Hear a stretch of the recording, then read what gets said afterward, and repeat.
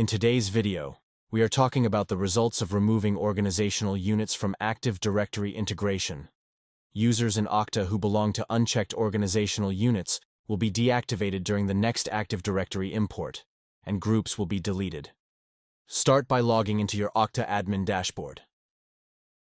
Next, navigate to Directory and select Directory Integration. Now, choose the Active Directory you wish to modify. Move to Provisioning and then to Integration. Here, uncheck the organizational units you don't need anymore and click Save.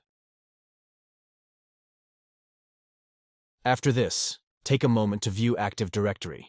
Here the users and groups will still appear active, but there's more to do. Back in Okta, the next step is to run an import. This action synchronizes all your changes. After the import is complete, search for a user in Okta. You will notice they have been deactivated. The final step is to return to Active Directory and refresh. This will show that the users have been deactivated there as well.